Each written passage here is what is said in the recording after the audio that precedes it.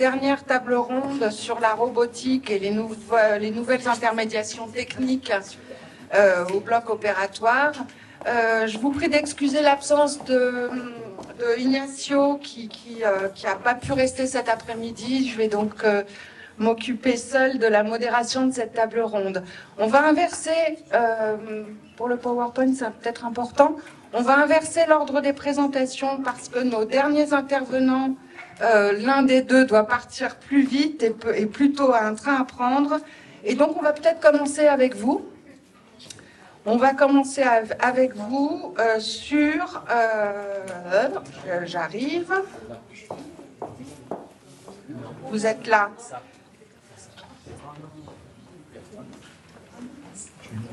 C'est ça.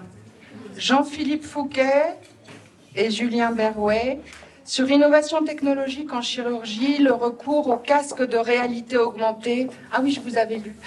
Comme réinterrogation des pratiques et des représentations professionnelles.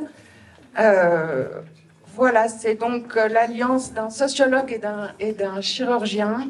Et c'est exactement ce qu'on voulait dans ce colloque et dans cette journée. Donc la parole est à vous pour 20 minutes. Merci de respecter le temps de parole pour qu'on puisse avoir un échange avec la salle. Très bien. Donc on reste ici à table. Voilà. On reste ici, on ne va pas au pupitre, on est d'accord. Ok, bon, très bien. Bah, écoutez, bonsoir à tous. Moi je suis Julien Berrouet, je suis chirurgien orthopédiste à l'hôpital de Tours, donc en province. Et je ne suis donc qu'un modeste chirurgien. Vous comprendrez que je ne vais pas forcément beaucoup contribuer à la part intellectuelle de cette présentation et je laisserai la charge plutôt à mon collègue et ami Jean-Philippe Fouquet qui est de l'équipe universitaire CIPER en fait, de la faculté de médecine en SHS. Alors, la slide suivante, s'il vous plaît. Donc, comme on a pu le voir là sur tout le long de la journée, l'évolution de la chirurgie est considérable sur ces dernières décennies. Et lorsque l'on regarde cette évolution, elle concerne aussi bien la technologie et les techniques en fait chirurgicales que les connaissances en fait qui sont acquises au cours de cette évolution, la nature des connaissances, le contenu des connaissances et leur forme, et également que la transmission de ces connaissances. On a commencé avec un apprentissage qui se faisait au lit du malade ou autour du malade, dans la salle de dissection au laboratoire cadavérique. Et puis nous sommes passés ensuite avec la modernisation bien sûr du savoir et des technologies à ce qu'on appelle l'evidence-based medicine. Et ensuite on est passé sur des data et on est en plein dans l'ère en fait du surgical data science. Et l'idée en fait c'est de se dire que tout ça donc suit un petit peu l'évolution du temps et la chirurgie avec. Et en fait, moi, ce qui m'a intéressé, diapositive suivante, s'il vous plaît, dans toutes ces nouvelles technologies actuelles et donc pour l'acquisition de nouvelles données notamment, c'est la réalité mixte. Et c'est donc cette solution qui m'a occupé et qui m'occupe encore depuis une petite dizaine d'années. Alors, qu'est-ce que c'est que la réalité mixte ? C'est une nouvelle méthode d'assistance opératoire qui a pour but en fait d'aider à l'application du planning préopératoire. Lorsque l'on va au bloc opératoire pour faire une intervention, on la prépare.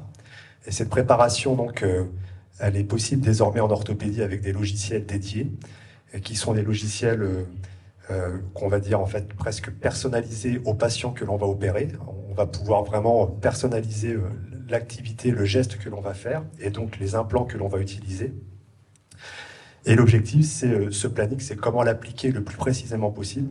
C'est grâce à des méthodes d'assistance opératoire et la réalité mixte en est une. Alors la réalité mixte, en fait, ça consiste en quoi? C'est en fait le fait de faire afficher des hologrammes dans un casque type HoloLens et de visualiser ces hologrammes pendant l'opération. Alors soit c'est une visualisation simple d'hologrammes et on parlera de réalité virtuelle, soit on essaie de les faire correspondre parfaitement au réel, et on est dans la réalité augmentée en essayant de faire superposer en fait ces informations holographiques sur l'anatomie réelle du patient. Slide suivante, s'il vous plaît.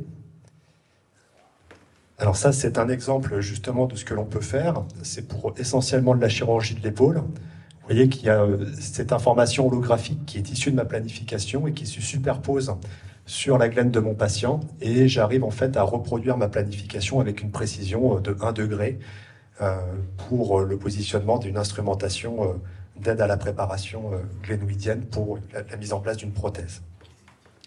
Alors ce qui est intéressant en fait dans cette réalité mixte, c'est que c'est une innovation technologique, et dans l'innovation technologique, il y a le produit en lui-même, donc cette application qui est intéressante, mais c'est tout le processus en fait d'innovation autour de cela. C'est pas uniquement le produit, et c'est les questions qui se posent quand on commence à réfléchir à l'utilisation de ces innovations. Et c'est ça que j'ai trouvé assez intéressant, parce que comme je vous disais, l'évolution de la chirurgie, c'est l'évolution des technologies, mais également l'évolution des connaissances et de la transmission de ces connaissances, et l'évolution des datas qu'on va avoir au fur et à mesure du temps. Alors, moi je suis chirurgien, ce que je recherche pour mon patient, c'est la précision en fait du geste, pour répondre au mieux à sa demande fonctionnelle.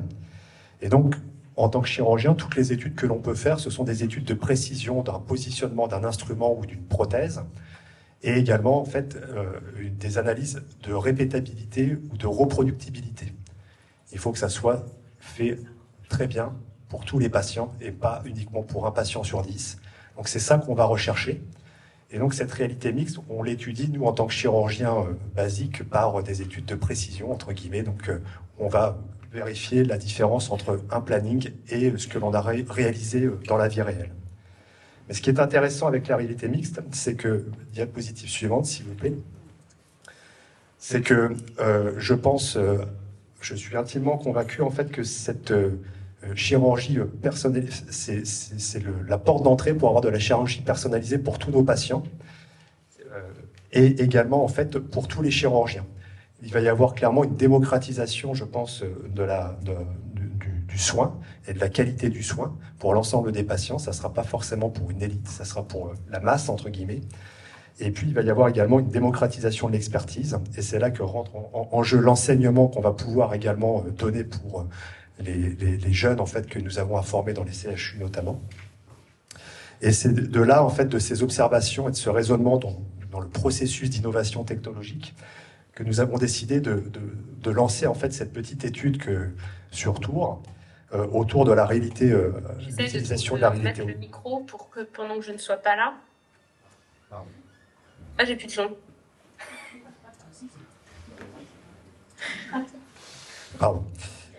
Et donc, ce que je vous disais, c'est qu'on a mis en place cette étude, qui est une étude qui a été financée par le réseau Hugo, en fait, qui est le réseau des CHU du Grand Ouest, et qui a pour but initialement d'évaluer l'apport d'une solution de réalité mixte dans l'enseignement à un geste chirurgical, en l'occurrence poser une prothèse d'épaule. Et donc on avait créé 2 groupes, un groupe témoin qui n'avait pas la procédure augmentée de réalité augmentée, on était en instrumentation standard comme on fait aujourd'hui tous les jours, et puis le deuxième groupe qui était le groupe en fait avec la solution de réalité augmentée, donc c'est le groupe entre guillemets expérimental qui teste cette solution. Et ce sont les internes qui étaient enrôlés dans cette étude. Et donc, il y a un premier niveau de randomisation, et ensuite, il y a un deuxième niveau de randomisation pour le groupe expérimental, où on avait en fait 2 groupes équivalents d'internes qui avaient un nombre différent de poses de prothèses à faire. Et l'objectif, c'était de voir si, à la fin, après une période d'entraînement, et donc en passage en expérimentation 10 jours plus tard, si la réalité augmentée permettait en fait d'avoir une acquisition d'une précision du geste plus rapide que les jeunes qui n'avaient pas bénéficié de cette solution-là et qui s'étaient simplement entraînés sur des conditions standards. Donc c'est une étude qui avait un objectif d'évaluation de la précision. Je ne vais pas vous donner les résultats parce qu'en fait il y a eu 425 poses de broches de préparation glénoïdienne qui ont été posées, et donc les résultats sont en cours de gestation. Mais en revanche, ce qu'on va commencer, ce dont va vous parler Jean-Philippe, c'est le deuxième pan en fait de cette étude, et qui a tout son intérêt, c'était d'évaluer. Moi, je suis très enthousiaste parce que je suis concepteur de ce type de solution, et j'imagine que je vais pouvoir le mettre dans toutes les mains. Mais est-ce que mes jeunes collègues internes qui sont en formation sont eux-mêmes demandeurs de ce type de solution augmentée, et comment ils le perçoivent? Et donc c'est Jean-Philippe en fait qui va vous présenter un petit peu cette approche maintenant sociologique de cette expérimentation et de cette mise en place d'une innovation technologique dans un cursus CHU. Merci, cher Julien. Alors, je ne sais pas si c'est moi qui ai la responsabilité d'apporter de la science et du concept. Vous risquez d'être déçu.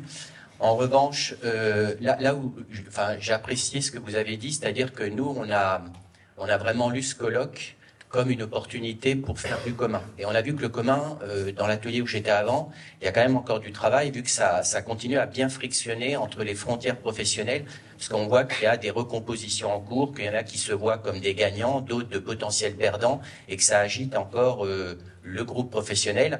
Nous n'avons pas du tout été dans cette situation-là. D'abord parce qu'on n'a pas grand-chose vous encore moins, que nous, les SHS, à craindre des sociologues. Ça a vraiment été une invitation qui a été faite par nos collègues chirurgiens. On ne va pas faire mystère avec Julien, nous nous connaissons bien. Je fais partie d'une équipe de sociologues du travail, de formation, qui travaillons beaucoup sur les questions de changement, principalement dans des contextes d'innovation et d'innovation technologique, numérique, d'intelligence artificielle, etc., etc. Et de fait, nous ne pouvions pas dire non quand nous a été faite cette proposition d'observer le recours à des casques de réalité augmentée, quand bien même c'était dans une situation totalement expérimentale. Alors, je reviendrai rapidement sur la méthode, même si encore une fois, comme l'a dit Julien, c'est une recherche dont les résultats sont encore en cours d'exploitation, et 2, on s'était absolument pas pris la tête sur un protocole de recherche qui devait être validé, stabilisé. Il y avait une opportunité, et comme ça a été dit par notre collègue Marie-Christine ce matin, les gens des SHS en anthropologie, en sociologie, une de nos qualités, c'est d'être réactif, opportuniste quand des terrains s'ouvrent à nous, et c'est ce qui s'est passé. Rapidement, quels étaient les objectifs pour les sociologues que nous sommes à accompagner cette recherche, cette expérimentation? D'abord, comme je viens de le dire, c'était d'essayer de comprendre finalement comment une innovation technologique, numérique, quelle qu'elle soit, elle peut prendre place ou pas dans les pratiques et les coopérations professionnelles. J'insiste parce que il y a la vision de la pratique, c'est finalement qu'est-ce que ça change sur mes métiers, qu'est-ce que ça dit de mes savoirs, de mes compétences. Mais parfois, il y a un point un peu plus aveugle qui est aussi, et c'est pour ça que je faisais allusion à ce qui s'est dit tout à l'heure, aux façons dont finalement on va refaire du commun, on va pouvoir coopérer ou recoopérer autrement du fait de l'introduction de cette technologie. Pour des raisons que la plupart d'entre nous ici connaissons, c'est qu'il n'y a pas d'innovation technologique sans innovation sociale. Ce sera un leurre. Il y a bien que les ingénieurs et les techniciens qui pensent qu'on peut décréter un changement, décréter l'introduction d'une technologie et qu'il se passe rien. Non, ça n'arrive pas. Et il n'y a pas nos collègues comme Latour, Alcrich et d'autres l'ont dit avant nous. Mais déjà, voilà, il y a nécessairement de l'innovation sociale. Va y avoir une recomposition, ou tout du moins, on peut supposer qu'il y aura recomposition parmi les professionnels concernés. Et en termes de recomposition, eh bien, il y a un ordre social et professionnel. Ça, c'est vrai de tous les groupes professionnels, à commencer par les nôtres. Mais le groupe professionnel, là, qu'on regarde, avec beaucoup de guillemets à groupe professionnel, il est bien organisé autour d'un ordre social qui est en place, de routines, de jeux d'interaction qui sont stabilisés, et on fait l'hypothèse que ce contexte d'innovation, eh bien, il est susceptible de bouger tout ça. Là, ce que je n'évoque pas, ou très très peu, ou vraiment très très rapidement, surtout je suis pas un spécialiste du respect du temps, donc je vais essayer de le faire très très vite. Il y a des acteurs qu'on va pas évoquer ici qui sont les concepteurs.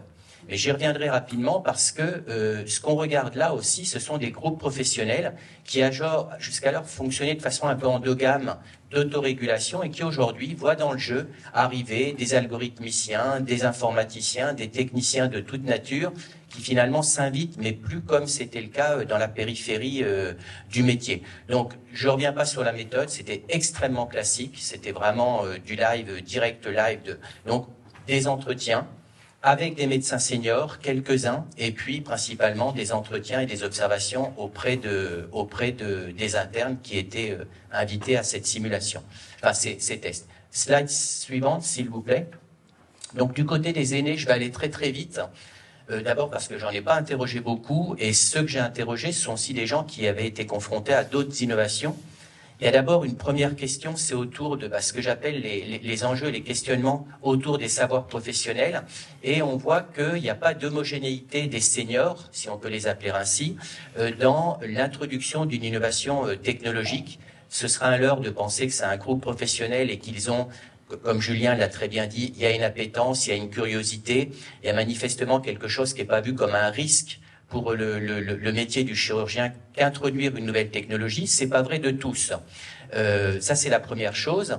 Et puis, de la même manière que ça va impliquer des apprenants, sans doute d'envisager autrement le métier et envisager notamment l'acquisition des savoirs et des compétences professionnelles.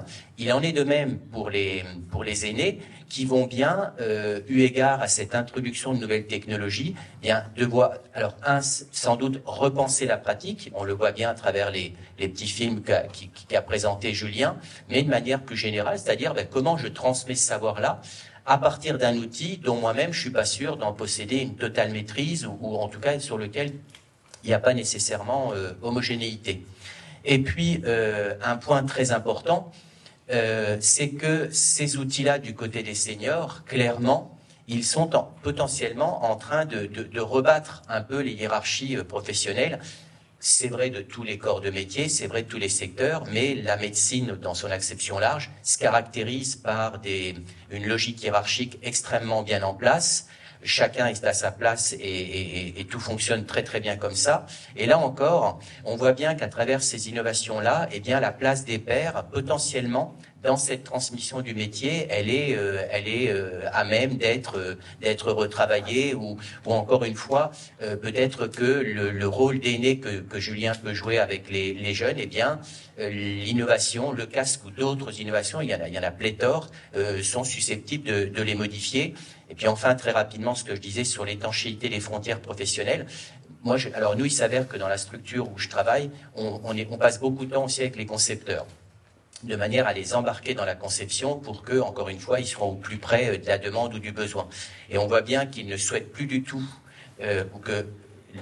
véritablement, ils ne sont plus en périphérie du métier, ils s'invitent véritablement à travers toutes les machines dans la décision, dans les arbitrages. Et ça c'est quelque chose qui a regardé très très près. Mais bon, ça c'est un point un peu particulier que celui des aînés.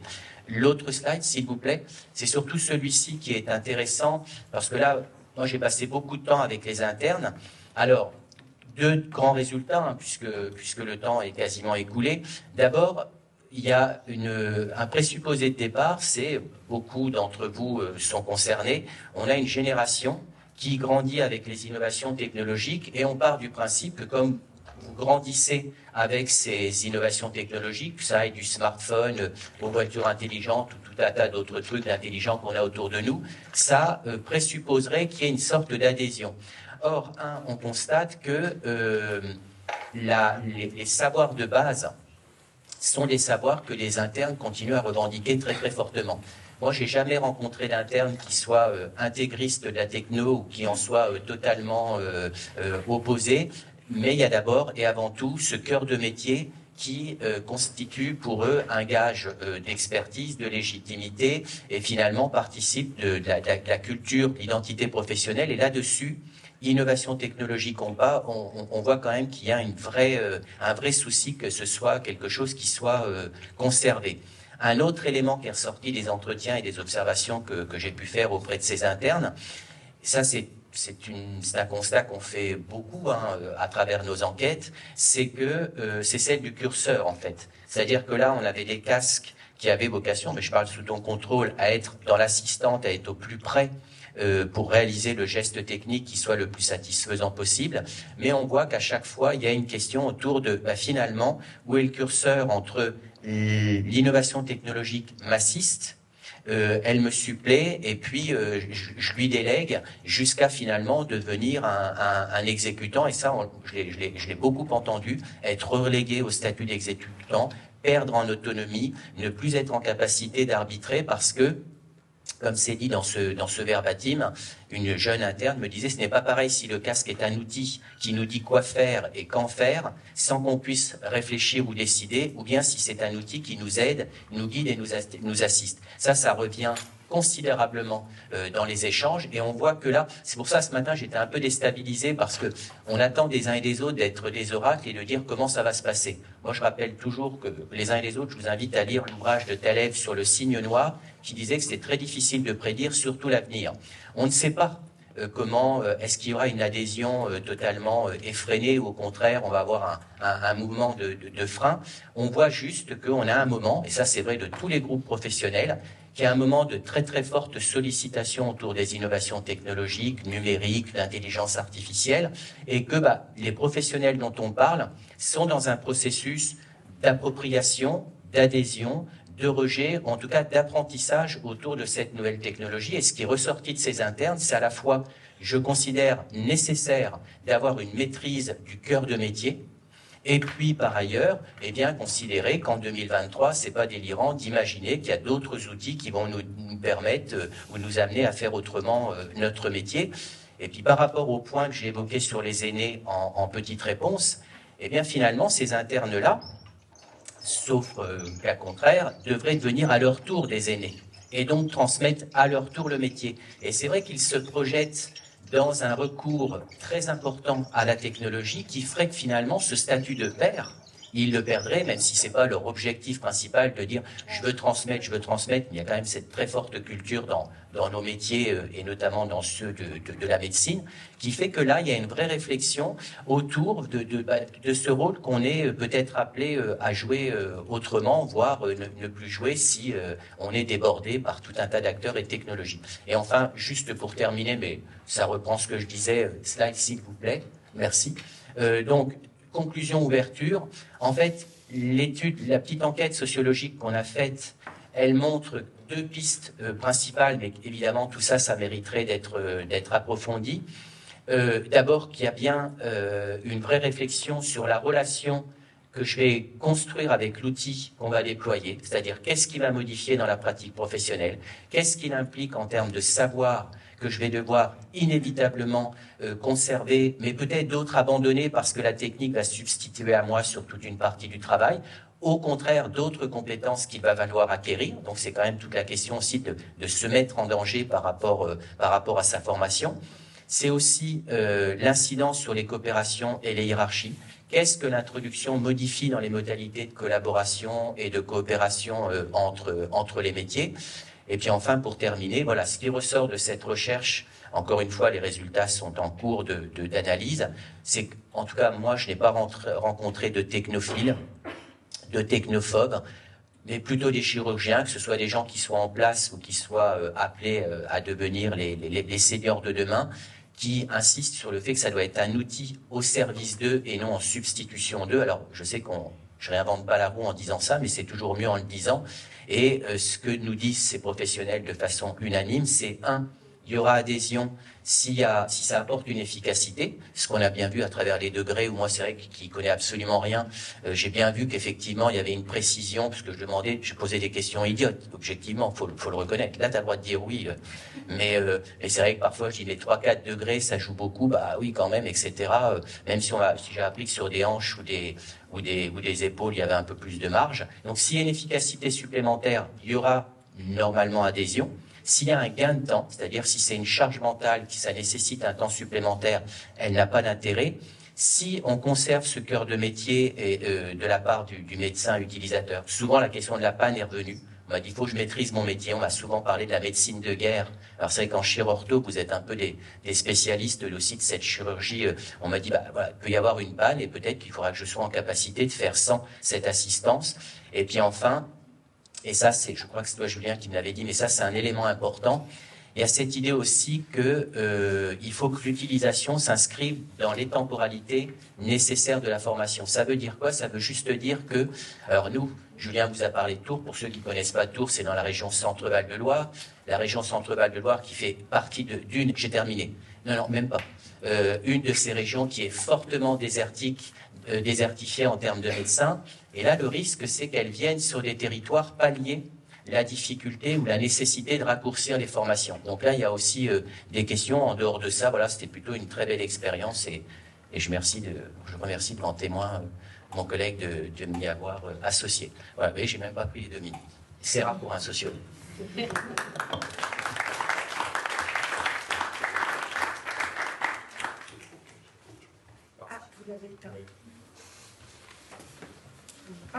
Ça marche? Très bien. Merci beaucoup. Merci pour cette présentation qui ouvre évidemment sur plein de questions qui vont continuer à se poser. J'ai noté qu'il était question évidemment et au cœur de votre pratique chirurgicale de précision, de reproductibilité, de démocratisation aussi. On est bien au cœur là du geste technique et de son expression. Il est évident que les techniques, et les nouvelles techniques et les technologies viennent bouleverser en effet la relation à l'outil. Il y a des gens qui parlent. Ok. Peut-être même pour mettre en danger finalement la stabilité des habitudes, du socle professionnel tel qu'il est dessiné aujourd'hui. Ça a à l'évidence des incidences sur les coopérations, sur les hiérarchies, vous avez raison. On l'a vu tout à l'heure dans l'autre table ronde aussi, où les frontières même des différentes spécialités peuvent être bousculées. On parlait de chirurgie cardiaque et de gastro, mais on le voit aussi dans la radiologie interventionnelle. Enfin voilà, toutes ces frontières sont bien en train de bouger. Les modes de réversion, vous avez raison aussi, ça pose des questions, parce que ça pose la question du maintien des compétences, ça pose la question de la confiance et de la maîtrise de l'outil. On peut peut-être prendre le temps pour une ou deux questions maintenant, et puis les autres questions, eh bien on les gardera pour tout à l'heure. On en prend une ou deux, sinon on ne va pas rester dans le timing. Là, vous nous avez montré l'exemple sur l'épaule. Est-ce que c'est en projet de faire sur la hanche, le genou ou... Actuellement, il y a une solution qui existe sur le genou, mais d'un intérêt limité, parce que ce n'est pas la même anatomie, la même exposition, et la technicité du geste est moins problématique qu'à l'épaule ou qu'à la hanche. Et donc actuellement, il n'y a sinon que l'épaule qui a une solution qui va être commercialisée très prochainement. Là. Voilà. Une autre question, et puis on s'arrêtera là.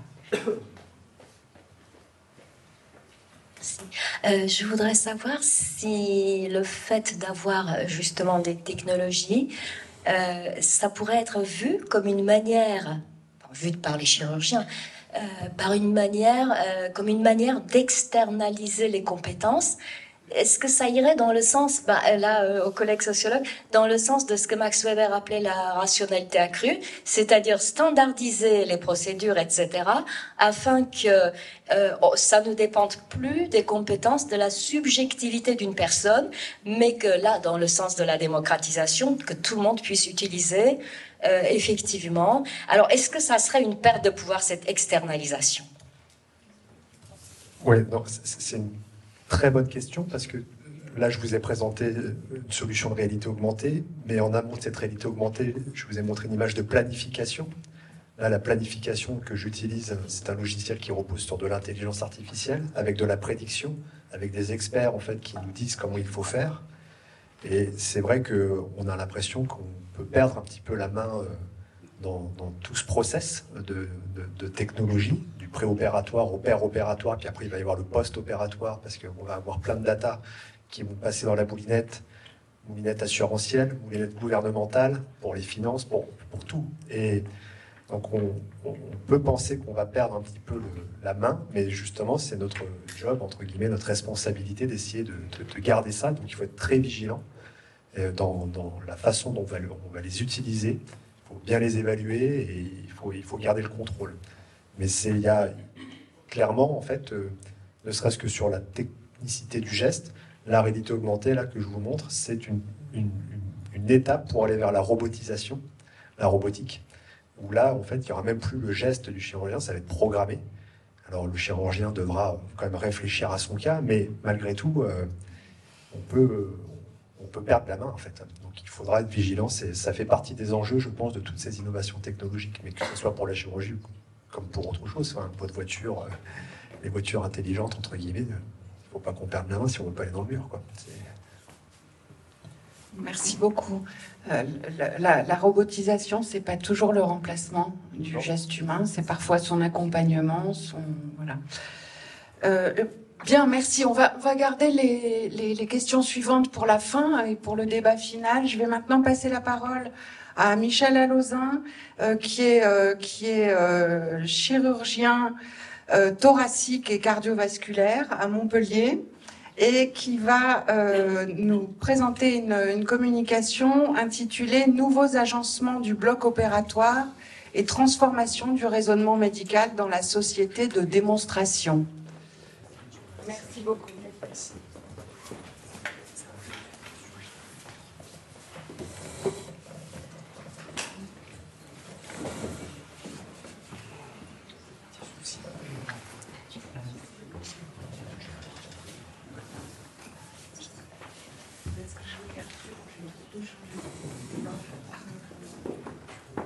Ah non, mais restez là. Ah, ouais, c'est vrai. Voilà, bonjour. Alors, je vais essayer de répondre à la question posée. Que fait donc l'avènement du robot chirurgical à l'activité opératoire? Je suis chirurgien thoracique installé depuis 1994 à Montpellier. Et donc, dans cette communication, je propose un retour réflexif sur 4 années de formation et d'exercice du robot chirurgical. Il s'agit en rien d'une auto-ethnographie des métamorphoses du chirurgien en robot. Et je ne suis pas là pour mettre en scène l'alias machinique de Gregor Samsa, le protagoniste du roman de Kafka. En revanche, j'ai observé les évolutions récentes de la chirurgie et les ai documentées au fil de discussions avec l'équipe opératoire, les confrères et consoeurs formateurs, que le laboratoire appelle Proctor, et 2 ingénieurs roboticiens du laboratoire. En ce sens, il ne s'agit pas d'une observation directe et focalisée sur le bloc opératoire ou tel modèle de robot, mais d'une observation au long cours des activités réflexives induites par les évolutions de la pratique chirurgicale. Il s'agit donc, au sens plein, d'une enquête visant à dépasser ma propre expérience du robot chirurgical pour la socialiser. Pour ce faire, j'ai travaillé avec Marie Alauzin, sociologue des sciences et des techniques, chargée de recherche au CNRS et qui m'a aidé à enregistrer, à décrire cette expérience et à produire des analyses dépassant le témoignage pour relancer ma collecte de données. Partant d'un raisonnement inductif sur l'avènement des robots chirurgicaux, j'ai fait émerger des données, des éléments analytiques que j'ai testés informellement auprès de mes interlocuteurs dans un jeu d'aller-retour. Je mentionne que je n'ai aucun conflit d'intérêt avec le laboratoire Intuitive Surgical qui commercialise les robots dont il sera question dans cette communication. Positive. Mon propos s'inscrit dans le prolongement des travaux de sociologie des technologies qui ont montré que la description des objets techniques, ici celle du robot Da Vinci, permet de dépasser la vision des objets inertes, 4 bras articulés, 3 pour les instruments, 1 pour la caméra, une console ergonomique, etc., pour mettre au jour un processus proprement sociologique sur la nature des forces reliant des éléments hétérogènes, en l'espèce les prototypes conçus en laboratoire, aux matériaux choisis, au calcul des prix et à la réglementation. Plus précisément, j'ai choisi de décrire l'avènement de la technologie du robot chirurgical dans l'activité opératoire, non seulement comme étant une innovation socio-technique, comme la cystoscopie l'avait déjà été il y a une vingtaine d'années, mais plus encore, une épreuve de force. La notion d'épreuve de force empruntée à Bruno Latour permet d'insister sur le caractère ontologique pour la chirurgie de l'avènement de ces robots, soit la reconfiguration des gestes, de l'équipe, de l'espace, et de l'appréhender en relation avec les établissements de santé, le laboratoire entre chirurgiens, le tout en prenant au sérieux les effets de ce robot sur le raisonnement médical. En ce sens, je défends l'idée selon laquelle la chirurgie assistée par robot est une recomposition de plus grande ampleur que n'avait été la vidéo. La description de l'épreuve de force du robot chirurgical sera articulée en 3 étapes. Je commencerai par analyser les conditions de félicité des robots chirurgicaux dans les établissements de santé en France au cours des années 2010, avant de décrire l'agencement opératoire du robot Da Vinci à Montpellier et de mettre en lumière 2 conséquences sur le raisonnement médical dont j'ai fait l'expérience. La concurrence instaurée par les robots se manifeste à 3 niveaux, entre établissements de santé, entre chirurgiens et entre laboratoires. D'abord, les établissements de santé. Une étude des mentions des robots depuis le début des années 2010 dans la presse, sur la base Europresse, permet de voir 2 phénomènes. Environ 1000 articles de presse française parlent des robots chirurgicaux et l'écrasante majorité provient de la presse régionale. Le Progrès, la Dépêche, la Montagne, le Voix du Nord, le Midi Libre, etc. Il s'agit de relais de communiqués des établissements entrecoupés de verbatim. Dans le sous-corpus centré sur Montpellier, on voit qu'après chaque mention de l'achat d'un robot par un établissement, l'établissement concurrent, qu'il soit CHU ou clinique, en commande un dans les 3 mois et en fait état à son tour. Conseillé par le laboratoire, chaque établissement organise en effet des rencontres avec la presse, la télévision locale, des démonstrations du robot dans les halls d'entrée à la rencontre des visiteurs curieux. Le but est de valoriser l'établissement en lui conférant une vitrine technologique spectaculaire. On doit comprendre l'ampleur de ce phénomène à l'aune du coût d'investissement initial. 2 millions d'euros pour un modèle XI, auquel s'ajoutent 150 000 euros de maintenance annuelle, un surcoût de matériel ancillaire, avec des pinces à 1 500 euros pour une quinzaine d'utilisations, des champs opératoires spécifiques pour habiller les bras du robot, etc. Les commerciaux du laboratoire vendent un modèle économique permettant de retrouver des marges grâce à des durées d'hospitalisation plus courtes, moins de séjours en réanimation, moins de saignement, une diminution de la durée de drainage, moins d'utilisation dentalgique. Mais il reste que la concurrence entre établissements reste le principal moteur de l'achat. Ensuite, une fois le robot acheté, la concurrence se déplace entre les chirurgiens. Au cours des années 2010, la technologie du robot chirurgical s'est frayée une place au sein de la littérature scientifique, des recommandations de sociétés savantes, des congrès. Les urologues ont été les premiers à croire en l'apport de cette technologie pour les prostatectomies radicales, car le robot leur permettait une vision augmentée, une précision de geste et des sutures facilitées. Pour les autres chirurgiens, se former au robot supposait de pouvoir accéder à des plateformes monopolisées par les urologues, afin de se former dans un premier temps et d'opérer ensuite. Cela supposait par exemple d'aller s'exercer le soir, les week-ends ou durant les vacances. La concurrence reste d'actualité dans les établissements publics comme privés, et selon les rapports des forces locaux, nombreux sont encore les services n'ayant pas la possibilité d'opérer avec cette assistance. Troisièmement, la concurrence se joue désormais entre laboratoires. La société californienne Surgical Intuitive conçoit des robots depuis plus de 25 ans. Elle a ainsi continué un projet de la NASA et de l'agence de l'armée états-unienne qui cherchait un robot pour opérer à distance sur des terrains d'opération. Plusieurs générations de robots ont vu le jour. Toutefois, les brevets sont désormais dans le domaine public et d'autres entreprises produisent des robots chirurgicaux et cherchent à installer une concurrence par le prix. C'est ainsi que le laboratoire Medtronic développe son robot et qu'un établissement à Montpellier a signé un contrat pour l'implantation de ce robot contre la promesse de le faire évoluer et de devenir centre expert et formateur. Pour ce qui est de la chirurgie thoracique, nous avons été parmi les plus frileux à se convertir à l'assistance robotique. Nous étions tous formés à la chirurgie vidéo assistée il y a une dizaine d'années, et cela avait été un bouleversement considérable. En outre, nous ne voyions pas de bénéfice à utiliser un robot rare et monopolisé par les urologues, bien encombrant, qui nous sauverait de ce qui fait le chirurgien, le toucher, et ce en l'absence de retour de force, avec un opérateur assis à une certaine distance du patient, non stérile, alors que cette chirurgie nous amène à disséquer de gros vaisseaux, artères et veines pulmonaires, et donc à risque hémorragique pour lequel il faut intervenir très rapidement. Ceux qui sont allés au bout de la formation et pratiquent cette chirurgie ont pu constater des durées d'intervention plus courtes, l'absence de saignement, en dehors des accidents péropératoires toujours possibles, une meilleure vision et exposition lors des curages ganglionnaires qui sont de fait plus étendus, les possibilités de réaliser des résections infralobaires grâce aux libertés apportées par la vision magnifiée et les articulations des instruments. La décision d'équiper un bloc opératoire d'un robot chirurgical amène une réflexion sur l'espace et la circulation dans le bloc. Une réflexion est d'abord architecturale. Dans l'établissement, il faut trouver un emplacement adapté aux standards requis par le nouvel instrument en matière de poids, de nans électriques, d'espace d'installation, confortable et sécurisé pour l'équipe d'anesthésistes et chirurgicales, ce qui revient à un réaménagement complet des salles d'opération. Par ailleurs, selon la nature de l'acte, le robot et sa console sont disposés dans un axe ou dans un autre de la salle. C'est ainsi que des salles dédiées à l'utilisation exclusive du robot ont vu le jour. Leur agencement a fait l'objet de discussions entre les différents acteurs. En outre, l'installation du robot nous a amené à repenser la stérilisation du matériel. En effet, la stérilisation du matériel, optique, trocars, pinces, nécessite des produits et protocoles particuliers. Et au début, tous les blocs montpelliérains, qu'ils soient le CHU ou privé, envoyaient leur matériel de stérilisation à Marseille. Avec la multiplication des robots et des usages, la stérilisation se fait désormais au sein même des établissements depuis 18 mois environ. Ensuite, l'arrivée des robots chirurgicaux a amené des négociations sur la répartition de créneaux opératoires entre spécialités.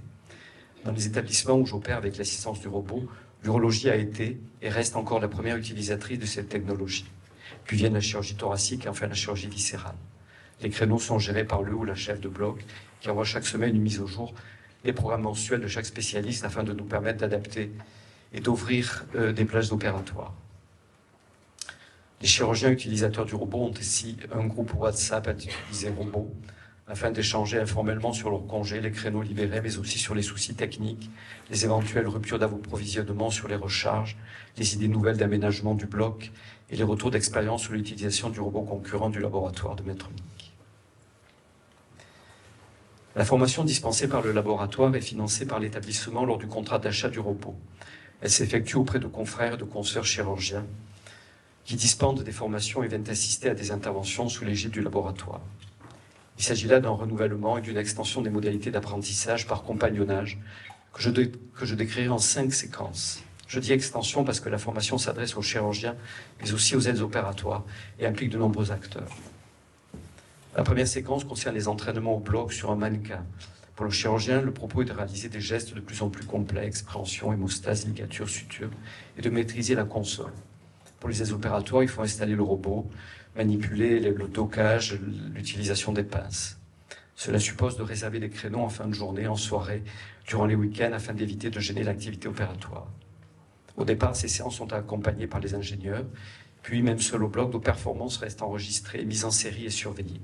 Le temps passé par procédure, les collisions d'instruments, les déplacements inutiles, les gestes dangereux sont analysés par les techniciens et peuvent faire l'objet d'appels pour donner des conseils, commenter le passage de niveau, etc.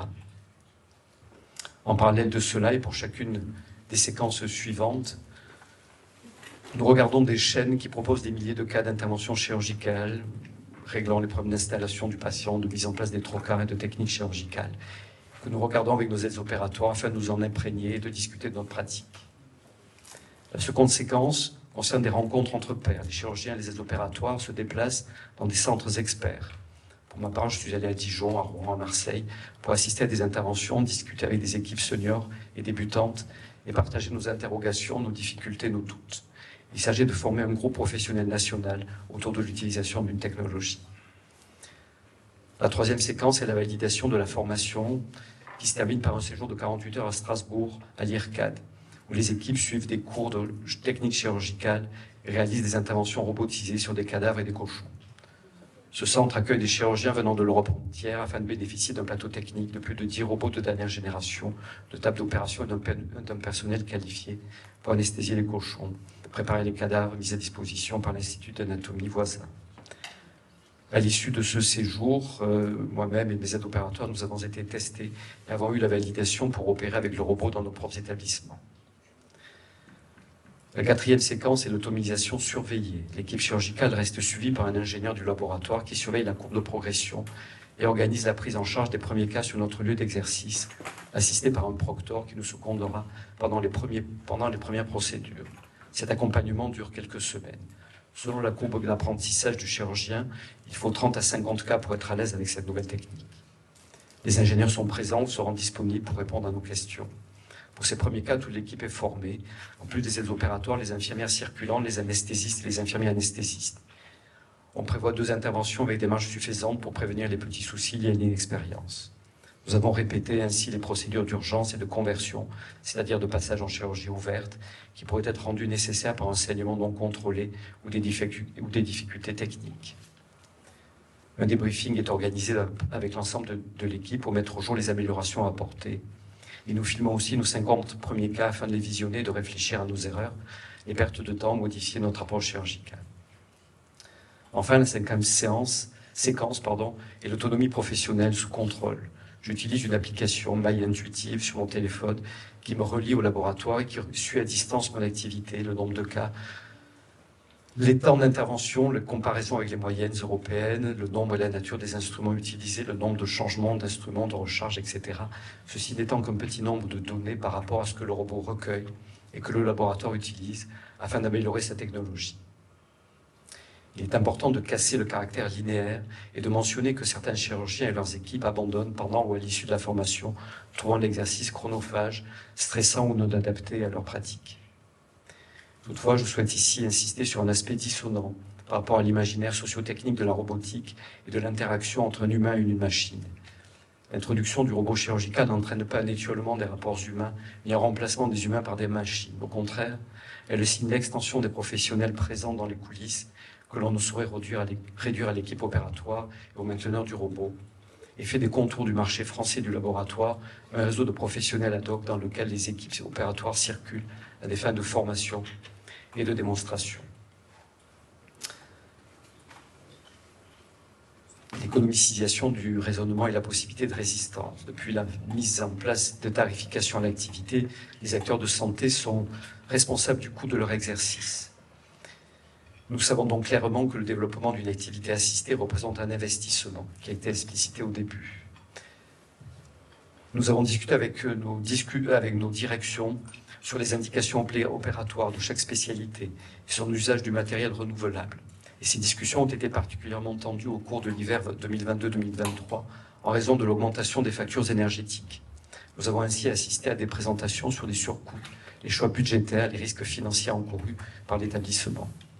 Certains établissements ont imposé aux chirurgiens l'utilisation de 3 bras au lieu de 4 pour économiser l'emploi d'une pince, dont le nombre d'utilisations est limité. D'autres établissements ont proposé d'augmenter le montant de la redevance réclamée aux chirurgiens ou de demander une participation aux patients sous la forme de dépassement d'honoraires. Si l'infiltration du raisonnement par l'écoute est réelle, il est toutefois possible d'y résister. Pour moi qui venais de passer des mois à me former, c'était difficilement audible. J'opère donc avec 4 bras qui garantissent une meilleure exposition, une réduction de la durée d'intervention et la libération des tâches de mon aide opératoire. En outre, je n'ai pas modifié mes indications opératoires et respecte les recommandations de l'INCA. De même, ne pratiquant pas de dépassement d'honoraires, je reste opposé à cette option. Mais je souhaite montrer que les professionnels restent des acteurs et gardent la possibilité de discuter avec les établissements et les laboratoires pour maintenir des normes acceptables pour l'activité opératoire dont ils sont à la fin les seuls responsables devant le patient. Alors que la chirurgie ouverte ne fait appel qu'aux mains gantées et instrumentées, l'instauration de la chirurgie assistée par le robot nous met en prise avec l'incertain mode d'existence de la technique. L'équipe opératoire expérimente et partage l'expérience des pannes et des incidents. Cette solidarité technique nous relie aux ingénieurs et aux mainteneurs du laboratoire par une téléassistance. Ceux-ci peuvent prendre la main pour traiter les incidents techniques. J'ai moi-même fait l'expérience de 2 incidents porteurs de troubles. D'abord, lorsque j'ai expérimenté un défaut de pince d'agrafage, alors que j'étais en train d'agrafer l'artère pulmonaire. La pince était fermée, le couteau en marge, et ceci avait amené à plusieurs manipulations au niveau de l'articulation entre la pince et le bras, puis à un changement de l'interface, à l'arrêt du robot. On se trouve alors aveugle.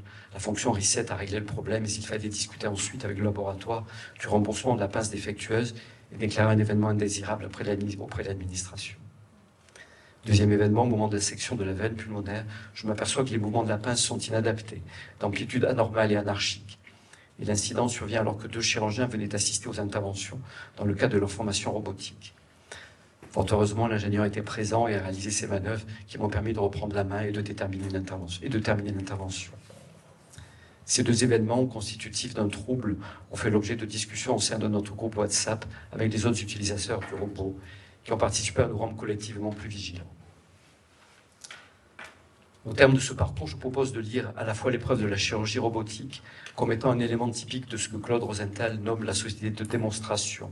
Je veux dire par là que les établissements de santé, en concurrence, et pris dans des raisonnements économiques, communiquent beaucoup sur le robot à des fins de valorisation, mais aussi que certains chirurgiens n'hésitent pas à mettre en scène leurs interventions dans leurs honoraires ou dans les médias. Ils se présentent comme les maîtres d'une chirurgie innovante et difficile, réservée à certains élus, et rejouent en cela les représentations caricaturales de la performance chirurgicale. À l'inverse, je voudrais insister sur la dimension encore plus collective et enchâssée dans une division du travail social de la chirurgie assistée. Je voudrais également défendre l'idée que cette démonstration est une démonstration sans public, car il ressort de ma pratique que la majorité des patients ne s'intéressent pas ou guère à la technique opératoire, sinon semble indifférente à l'annonce d'une intervention assistée par robot. Face à l'angoisse de la mort et l'expérience du cancer du poumon, la mise en scène de la robotique pèse que peu de poids. de poids. Je vous remercie de votre attention.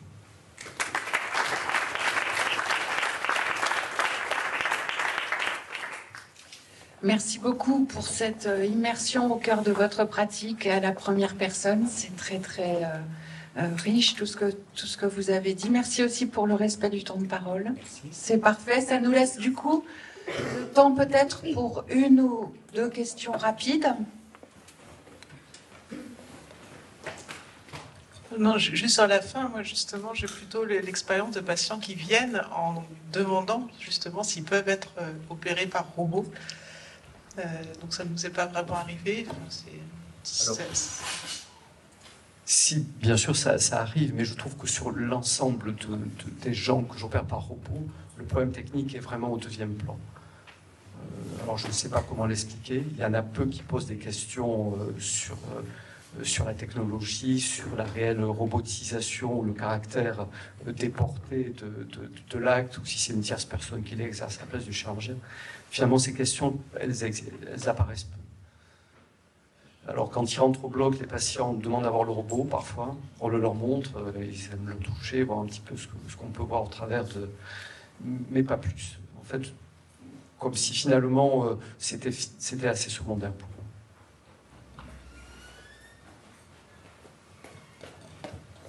Gros instruments, quoi.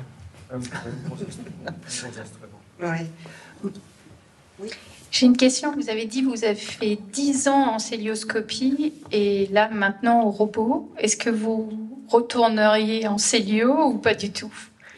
Alors, très sincèrement, ça a été un coût de passer de la chirurgie célioscopique à la chirurgie robotique. On avait des appréhensions. L'équipe en avait. Le fait, en faisant la chirurgie thoracique, d'être pas immédiatement sur le patient était pour moi, en tout cas, un réel frein. Même en célioscopie, quand on faisait une plaie de la veine pulmonaire, de l'artère pulmonaire, c'était pas toujours facile à convertir en urgence. Et là, comme vous le savez, on est dans la même salle, certes, mais on n'est pas stérile. Il y a les bras du robot qu'il faut libérer. Et arriver à faire une thoracotomie en situation d'urgence, c'est un réel enjeu. Donc c'est vrai qu'on a eu beaucoup de freins, je dirais plus psychologiques qu'autre chose. Là, désormais, j'ai une petite expérience. Ça fait presque 4 ans que je fais ça. J'en fais à peu près une centaine par an. J'ai eu des conversions au début de mon expérience, cette fameuse learning curve. Et là, je touche du bois pas beaucoup ou très peu. Et je ne reviendrai jamais en arrière.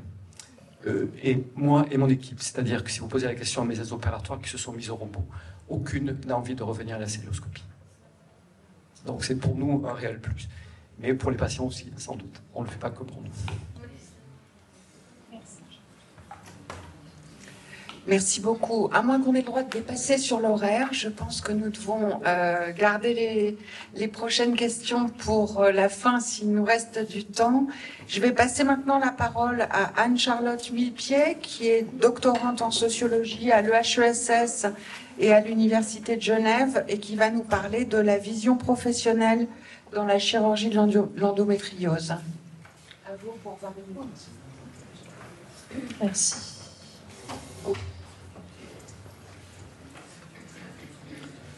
Comment je fais ?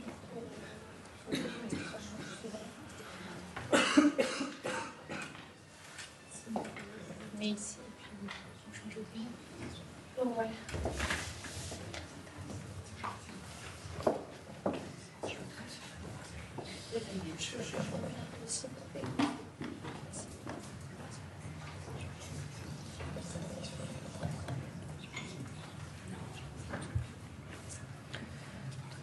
Alors, du coup, ma communication portera donc sur la chirurgie de l'endométriose.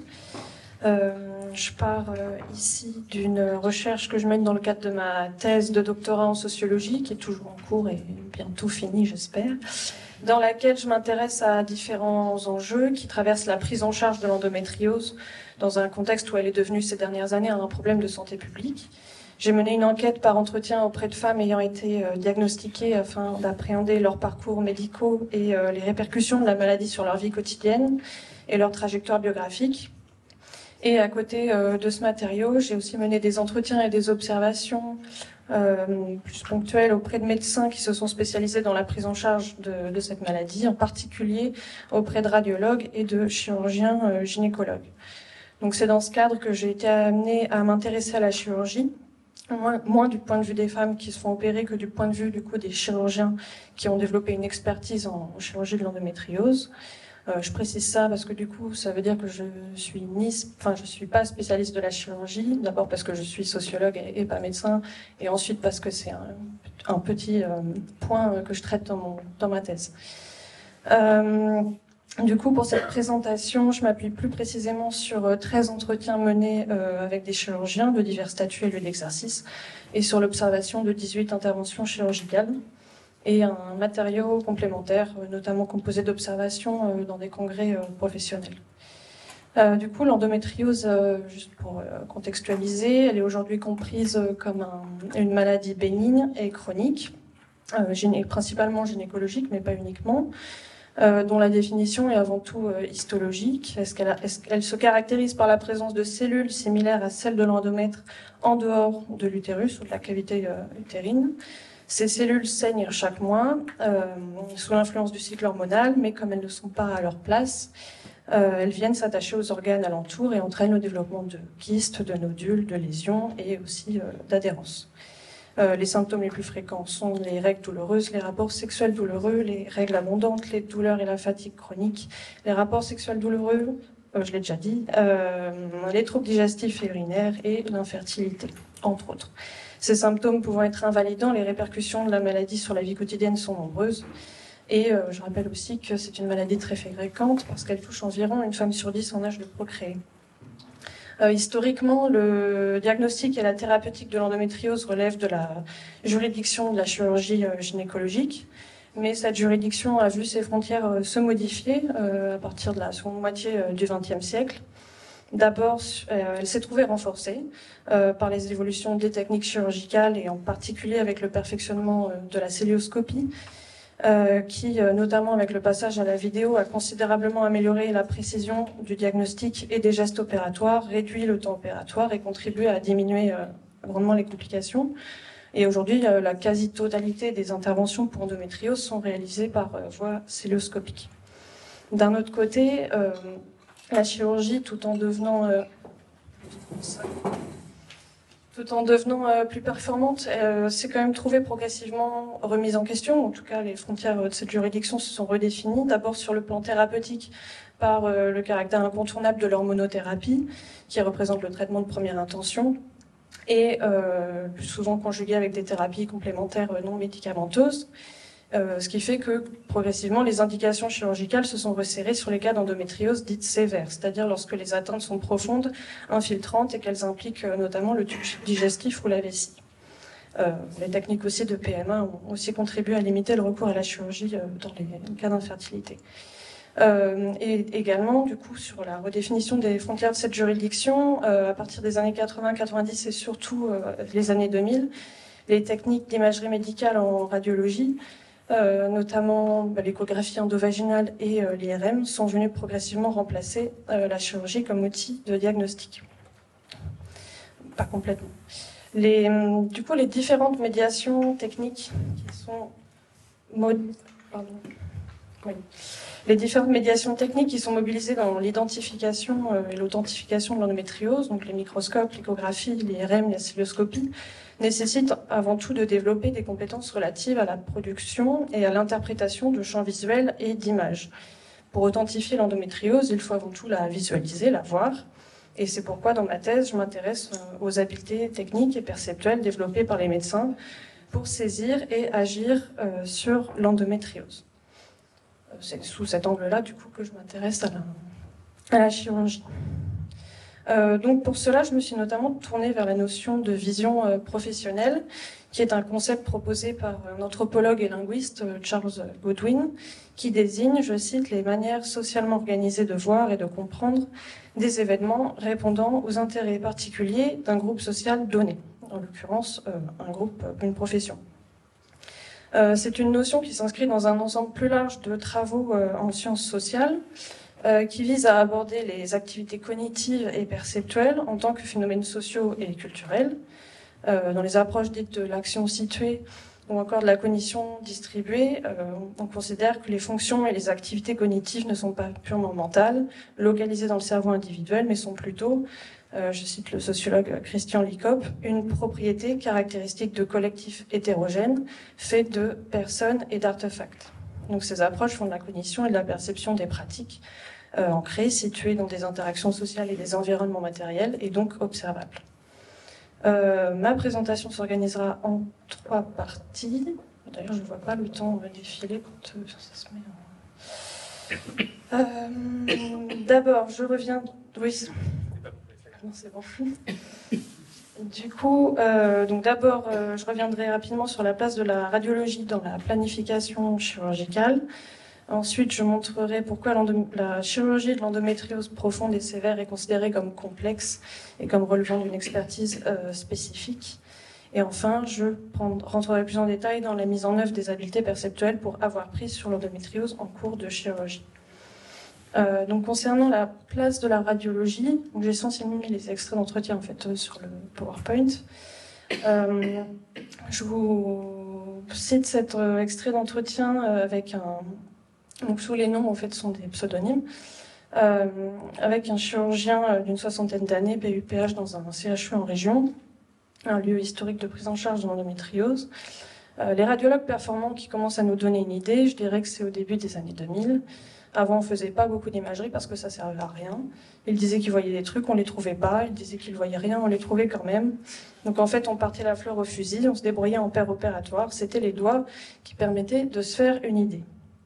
Mais ça donnait plus d'imprévus chirurgicaux et une moins bonne planification. Donc lorsque l'échographie endovaginale et l'IRM arrivent à partir des années 80 et surtout 90, elles impliquent l'intervention d'un nouvel acteur potentiel dans le diagnostic et la prise en charge de cette maladie. Et cette place occupée par les radiologues, dans le diagnostic notamment, a dû être gagnée face à des chirurgiens en majorité réticents. C'est comme ça qu'on me l'a présenté, ce que ça peut nous montrer aussi. Du coup, avant que l'imagerie n'obtienne ses lettres de noblesse, le gold standard pour le diagnostic, c'est en effet la chirurgie, suivie d'une confirmation histologique, et elle est toujours pour un diagnostic dit de certitude. En fait, les chirurgiens se sont longtemps passés de l'imagerie et des radiologues. La combinaison entre la clinique et la chirurgie suffisait à authentifier la maladie. Mais comme on le voit dans la citation, les interventions chirurgicales se caractérisaient par un nombre important d'imprévus pouvant accroître les complications. Et c'est ici que l'imagerie a représenté un intérêt aux yeux des chirurgiens et la voie que les radiologues ont empruntée pour asseoir sa légitimité. Donc j'essaie de montrer dans mon travail que pour affirmer leur qualité de professionnels du diagnostic, les radiologues se sont d'abord positionnés comme les collaborateurs essentiels des chirurgiens en mettant en avant l'utilité de l'imagerie pour la préparation de l'acte chirurgical. Ça, c'est quelques extraits avec des entretiens avec des radiologues. Donc, les radiologues ont cherché à montrer le caractère indispensable de l'imagerie pour la chirurgie, se présentant parfois comme les GPS des chirurgiens et investissant l'imagerie d'une visée de sécurisation des interventions chirurgicales. Parfois aussi en se posant comme les remparts, ce qui est pointé comme des dérives interventionnistes de la chirurgie. Donc, je n'ai pas le temps de revenir en détail sur ce processus. Et je vais juste regarder combien de temps il me reste parce que je crois que j'ai prévu beaucoup trop long. En tout cas, on peut retenir que les techniques d'imagerie sont aujourd'hui essentielles dans la planification. Donc, l'un des premiers impératifs de la planification, c'est de connaître le mieux possible la localisation et l'étendue des lésions.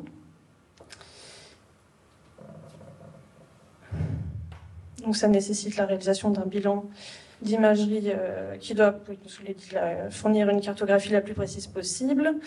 Ça doit permettre d'estimer la durée de l'opération, d'anticiper les gestes, les instruments et les professionnels qui participeront à l'intervention.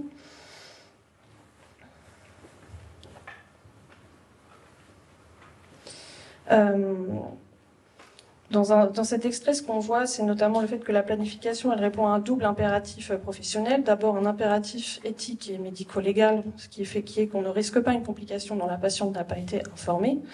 Ça peut paraître évident, mais ça n'a pas toujours été le cas. Et le deuxième, c'est un impératif organisationnel qui fait qu'on ne peut pas transformer une chirurgie courte en chirurgie longue pour différentes raisons de gestion de salle de bloc et du personnel. Un élément qui a souvent été mis en avant, c'est le fait que l'endométriose se caractérise souvent par beaucoup d'imprévus et notamment un décalage toujours possible et souvent effectif entre le bilan d'imagerie préopératoire et les lésions effectivement rencontrées en cours de chirurgie. Et c'est une des raisons notamment pour lesquelles on considère cette maladie comme complexe, mais du coup pas uniquement en raison de ces imprévus fréquents qui nécessitent de disposer d'un stock d'expérience suffisant, mais aussi parce qu'elle est souvent dite laborieuse et difficile. Du coup, lorsqu'il présente la chirurgie de l'endométriose sévère comme particulièrement complexe, les chirurgiens rencontrés prennent la chirurgie cancérologique comme un point de comparaison, afin de valoriser leur activité, je pense, et d'affirmer le haut degré de formation et d'expertise que requiert cette maladie. Comme on voit dans cet extrait où le chirurgien en cours de chirurgie, donc une chirurgie qui a duré 6h30 en cancéro, ils pensent qu'ils font de la chirurgie difficile, mais c'est qu'ils n'ont pas fait d'endo. Donc c'est une chirurgie souvent présentée comme délicate, demandant beaucoup de finesse, de précision, et aussi comme c'est souvent pour les cas les plus sévères, des chirurgies très longues de l'endurance. On me présente ça comme un challenge, une chirurgie intéressante qui pose des défis et qui permet de développer et aussi de montrer des habiletés techniques valorisées et valorisantes. Ce qui est intéressant, c'est que les chirurgiens mettent la complexité de cette chirurgie sur le compte de la nature même des lésions endométriosiques, qui apparaît comme une entité qui résiste à l'intervention chirurgicale. Elle apparaît difficile à discipliner. Les lésions infiltrantes sont composées de tissus fibreux, durs, difficiles à prendre, à exciser. Le développement de cette fibrose provoque des adhérences entre les organes. Le caractère inflammatoire aussi de la maladie fait qu'elle est propice aux saignements qui peuvent venir gêner l'action chirurgicale. Et le fait que l'endométriose soit une maladie bénigne n'autorise pas une forte agressivité du geste chirurgical. Et c'est là que revient la comparaison avec le cancer. Et j'aime bien cet extrait d'entretien dont j'ai extrait le titre de ma communication. Voilà, avec ce chirurgien qui dit que la chirurgie ne doit pas se faire au prix des séquelles fonctionnelles. Donc la chirurgie de l'endométriose doit tout le temps cheminer dans un plan qui n'existe pas entre la maladie et le tissu sain, et de réséquer le moins possible de tissu sain. L'idée, c'est qu'en gros, l'enjeu du geste chirurgical dans cette pathologie, c'est de se placer autant que possible sur cette ligne invisible qui sépare le tissu sain du tissu pathologique.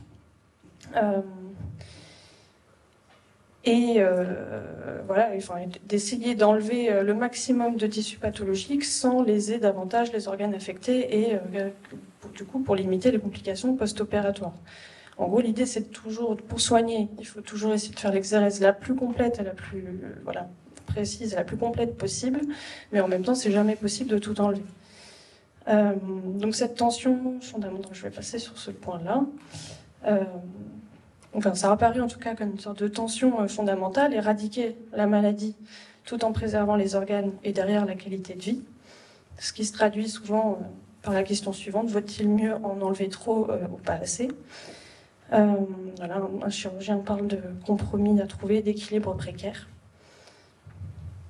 Et donc, pour aller vers ma troisième partie, ce que j'aimerais dire, c'est que du coup, c'est que pour agir conformément à cette exigence, pour parvenir à cheminer dans ce plan qui n'existe pas, il faut développer des habiletés perceptuelles, parce que, notamment, outre des difficultés d'intervention sur les lésions, l'endométriose est une pathologie qui peut être difficile à identifier, à percevoir. Pour exciser une lésion d'endométriose, encore faut-il savoir la reconnaître. Et les chirurgiens que je rencontre me présentent cette pathologie comme difficile parfois à voir, à reconnaître. Sachant qu'il existe aussi toujours une marge d'incertitude dans ce travail d'authentification de la maladie qui n'est censé être clos que par l'analyse des tissus au microscope.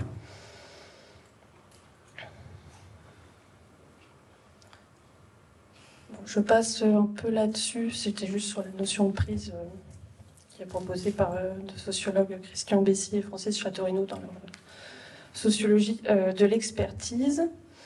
Par rapport du coup à la question de comment se déploie la vision professionnelle, d'abord il faut rappeler que l'activité chirurgicale repose sur un travail intense et constant de production de visibilité de l'espace opératoire, des structures anatomiques et de la pathologie, obéissant au principe fondamental de recherche d'une exposition optimale.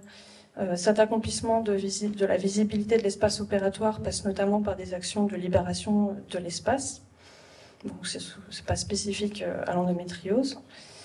Je renvoie ici aux travaux de Stéphane Hirschauer, qui a déjà été cité aujourd'hui, qui parle du fait que rendre visible l'anatomie en cours de chirurgie s'apparente à un travail classificatoire, qui passe en priorité par des actions de pointage et de nomination verbale des structures anatomiques et du tissu pathologique, ce qu'on peut rapprocher de ce que Goodwin, dans sa définition de la vision professionnelle, appelle les pratiques de mise en relief, qui ont pour caractéristique de rendre l'objet observé public, parce que notamment c'est particulièrement évident en situation pédagogique ou de démonstration, comme dans les chirurgies en direct dans les congrès ou en cours de chirurgie.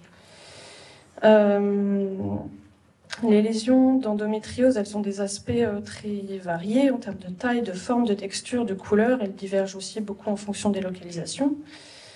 Donc pour les reconnaître, les chirurgiens s'appuient d'abord sur des repères existants et notamment sur des classifications, en tout cas des classifications qui ont pour but de guider la perception et l'apprentissage des chirurgiens dans l'identification de la pathologie. Donc ça renvoie à ce que Goodwin appelle les pratiques de codage, qui servent à circonscrire et délimiter le monde observé. C'est avant tout des conventions qui servent de langage commun et soutiennent la transmission et l'apprentissage. Voilà, donc on me présente par exemple les différents types de lésions, les lésions rouges qui et puis ce qui est intéressant, c'est le langage aussi qui appartient finalement au sens commun pour décrire ces lésions. On parle des lésions rouges qui ressemblent à des petites framboises ou des petites fraises, les petits implants bleutés, les kystes ovariens qu'on appelle chocolat depuis les années 30 à cause du sang, du vieux sang qui les compose et qui ressemble aussi, on va parler de liquide de vidange. Les lésions qui sèchent et qui laissent des étoiles blanches, qui sont du tissu cicatriciel. Donc ce qu'on voit, c'est que la couleur, la forme, la consistance sont autant d'éléments qui sont saisis par le regard, mais outre ces aspects visuels, les aspects haptiques sont essentiels. La résistance des tissus sentis par la médiation de l'instrument, qui permet de savoir si le tissu est dur ou non, la manière dont le tissu gagne en mobilité après la dissection. En gros, ce qu'il faut comprendre, c'est que l'appréciation des tissus est multisensorielle, la vue et le toucher médiés par l'instrument, mais n'allant pas l'un sans l'autre. Et du coup, si en cilioscopie, la possibilité de manipuler les tissus est fortement entravée, car le toucher direct avec les doigts est proscrit, la sensation tactile ne disparaît pas pour autant, en tout cas haptique. Les chirurgiens apprennent à affiner ce sens grâce au retour de force sur la sensation de résistance transmise par l'outil. Je vous laisse lire les extraits. Il reste 4 minutes. Un élément qui, moi, me semble intéressant, c'est que c'est par l'action de dissection des tissus que les prises perceptuelles émergent. C'est-à-dire que le regard, finalement, c'est pas uniquement, en tout cas la vision professionnelle que j'essaie de décrire, c'est pas uniquement une lecture détachée de l'image qui est à l'œuvre dans le travail d'authentification en chirurgie, c'est bien dans la manière dont la matière réagit à l'intervention que surgissent les prises perceptuelles pertinentes pour la poursuite de l'action. Un tissu qui résiste quand on coupe, au contraire un tissu qui saigne après le coup de ciseau, sont des éléments essentiels qui guident la perception et l'action chirurgicale. Et cet apprentissage perceptuel et sensoriel est étroitement lié à l'apprivoisement des instruments. En continuité avec cette question de la manière dont le tissu réagit à l'intervention, une manifestation peut-être exemplaire de la prise en chirurgie de l'endométriose me semble être ce que certains médecins appellent les flèches, les triangles et les bulles. Alors, je suis curieuse de savoir si c'est des termes qui sont employés dans d'autres domaines que l'endométriose, sachant que tout le monde, en plus, dans le champ de la chirurgie de l'endométriose, n'utilise pas forcément ces qualificatifs-là. Je ne sais plus où j'en suis. Oui, les flèches sont censées indiquer en fait le meilleur endroit où couper pour rester dans le bon plan de dissection. Voilà, un des chirurgiens me dit il faut couper la pointe du triangle parce que c'est là qu'on trouve le plan de dissection qui fait avancer, qui permet d'enlever les kystes par exemple ou d'enlever le nodule. C'est là aussi une réaction à l'intervention parce que les flèches ne deviennent visibles que si le chirurgien et son aide tirent adéquatement les tissus et donc parviennent à l'exposition optimale. Donc là, c'est intéressant parce que c'est des flèches ajoutées sur des images pour identifier les flèches sur l'anatomie. Du coup, elles ont essentiellement aussi donc elles sont censées guider la perception du chirurgien en cours d'intervention, mais aussi elles sont extrêmement utilisées en situation pédagogique. En gros, elles permettent de produire un repère localement. Les bulles également sont en fait la conséquence du pneumopéritoine, c'est-à-dire le CO2 insufflé en début d'intervention. Donc c'est aussi une réaction du corps à l'intervention chirurgicale dont la manifestation est transformée en prise pertinente pour l'action. Voilà, et c'est un long extrait, je ne suis pas sûre qu'on ait le temps de le lire. C'est un extrait d'un chirurgien qui parle pendant qu'il réalise une intervention en direct dans un congrès sur un nodule recto-vaginal.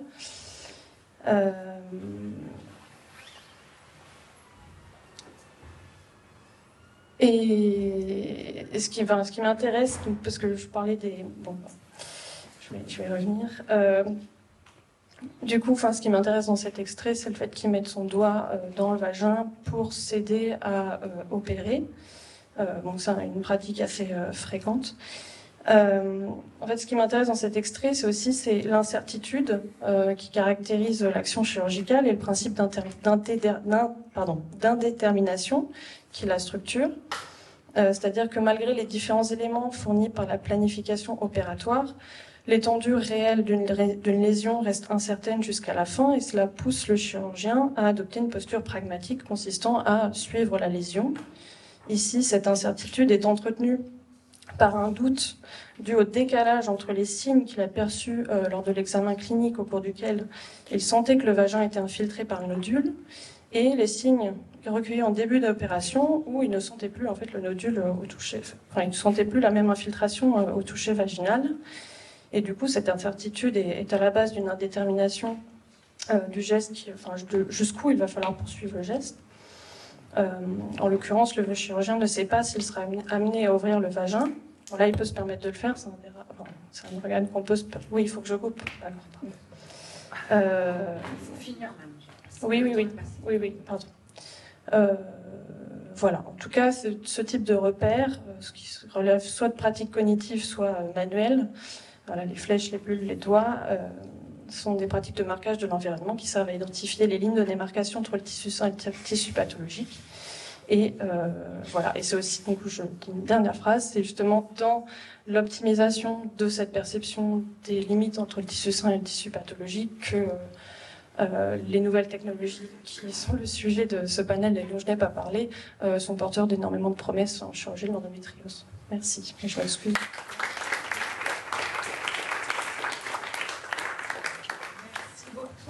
Est-ce qu'on m'entend? Merci beaucoup. Merci beaucoup. C'est un terrain très très riche, très passionnant. Je trouve qu'il y a dans la notion de plan aussi quelque chose qui a à voir avec la façon dont l'imagerie médicale s'est emparée aussi du processus de diagnostic finalement. Et l'imagerie, elle montre aussi les choses dans un certain plan. Et donc il y a encore là peut-être une métaphore supplémentaire à attirer. On va passer la parole... non, est-ce qu'il y a une question? Il n'y a pas de raison. Il n'y a pas de question? Les gens n'en peuvent plus. Si. Petite question très rapide par rapport au début de ta présentation sur les frontières professionnelles. Tu parlais pas mal il y a 10 ans, la position chirurgien-radiologue. Comment est-ce que les acteurs l'aperçoivent aujourd'hui et demain? Je te pose cette question parce que, pour avoir fait récemment des entretiens à l'Académie de chirurgie, alors c'est du discours, forcément, mais L'idée, c'est, de toute façon, maintenant, il n'y a plus de chirurgiens, il y a des opérateurs, et ensuite, il y aura des opérateurs chirurgicaux, des opérateurs non interventionnels, et en gros, à terme, on mettra les radiologues aussi dedans, et la chirurgie, je caricature un petit peu, mais englobe, finalement, à terme, englobera tellement de spécialités différentes que c'est pas vécu, en tout cas présenté dans le discours, comme une concurrence encore pertinente à l'heure actuelle, et en tout cas pour l'avenir.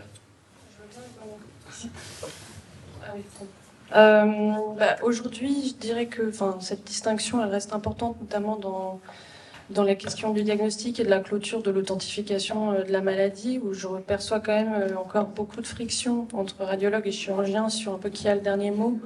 Les radiologues estimant qu'ils l'ont et que les chirurgiens ne voulant pas s'arrêter en gros au bilan d'imagerie pour prendre leurs décisions.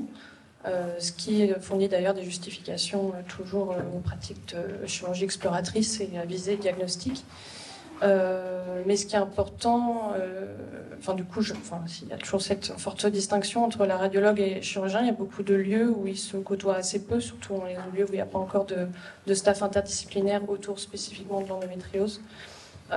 Et que les endroits où ça se passe le mieux et où ils travaillent le plus en binôme, c'est des endroits où il y a une histoire du coup de collaboration étroite et de relations de confiance qui se sont établies entre l'équipe des radiologues et l'équipe des chirurgiens.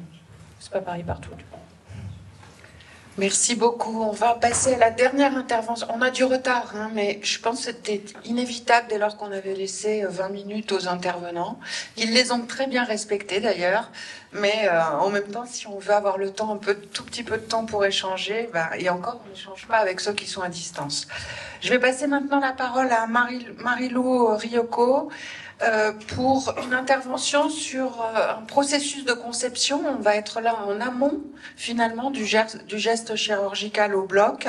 On va être plutôt dans un laboratoire de robotique. Elle va nous parler des chirurgiens et chirurgiennes, des ingénieurs et d'un robot en chirurgie du rachis. C'est une socio-anthropologie de la conception d'un geste automatisé dans la pose de vis pédiculaire. C'est très très précis. Et Marilou n'est plus étudiante en M2 de sociologie, mais elle est désormais en doctorat. Et elle est donc doctorante à Nanterre. Sur les organoïdes. Mais c'est pas le sujet. Ok, alors il est tard tout ça, donc on va y arriver. Alors déjà, merci beaucoup pour l'organisation de cette journée d'études.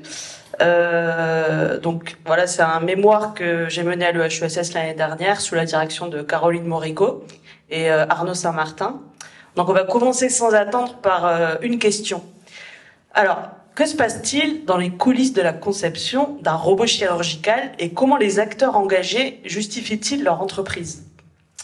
Depuis 2021, dans le cadre d'un projet européen, Horizon 2020, une entreprise, un consortium d'universités et des chirurgiens travaillent ensemble sur la preuve d'un concept, PHAROS, Functionally Accurate Robotic Surgery. En français, chirurgie robotique de précision fonctionnelle. L'équipe, elle propose de concevoir un robot chirurgical doté de compétences surhumaines afin d'incarner efficacement un comportement autonome de type chirurgien dans la chirurgie du rachis. Cela à travers 3 objectifs distincts, en développant des capteurs non visuels qui forment une représentation à multiples facettes de la tâche chirurgicale, en utilisant un système par apprentissage, aussi appelé deep learning, qui encode l'intelligence physique et produit des actions de robots autonomes, sensibles, visant à combler les lacunes de connaissances.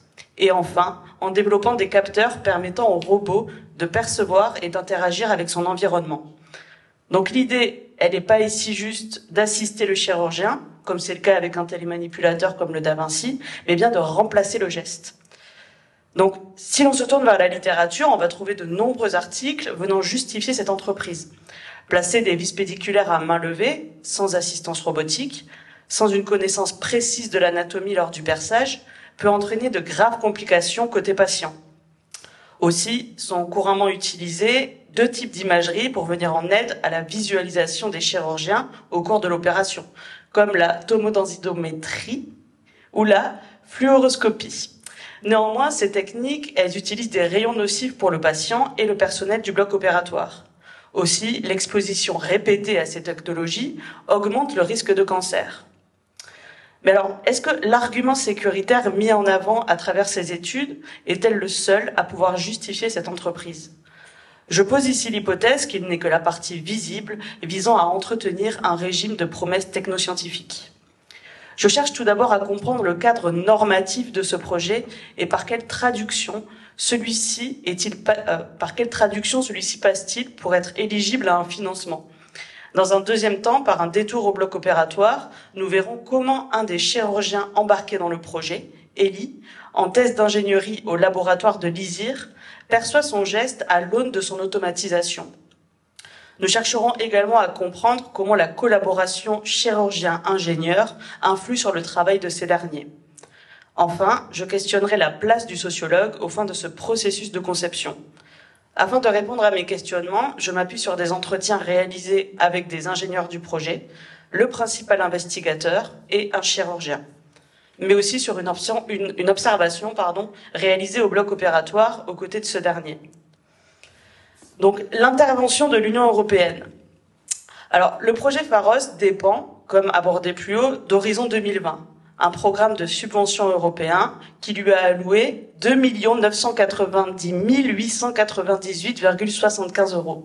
C'est grâce à ce programme que des ressources matérielles et humaines ont ici pu être engagées. Il poursuit le 7e programme cadre 2007-2013 de l'Union européenne pour la recherche et le développement technologique.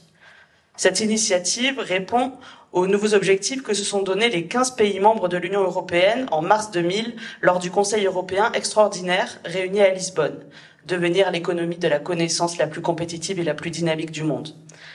Comment l'équipe de Pharos a-t-elle négocié sa place au sein de ce programme ?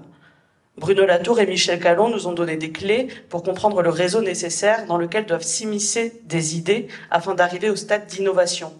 Arguant que pour qu'une innovation réussisse, celle-ci ne doit pas forcément être à l'origine d'un seul cerveau. S'il est vrai qu'une innovation ne peut naître de la force d'un seul acteur, devons-nous pour autant oublier les caractéristiques premières du projet, qui seront très vite discutées et remises en question par les cadres normatifs qui la stabilisent. L'imaginaire des acteurs qui lui donnent un premier souffle, établissent pour ainsi dire le premier plan, doit-il disparaître au profit d'un besoin de comprendre l'ensemble ? Afin de répondre à ce questionnement, je m'entretiens ici avec le Principal Investigator du projet, qui me confie. Alors, il faut dire que, ça c'est lui qui parle, il faut dire que il faut faire du storytelling quand tu montes un projet européen.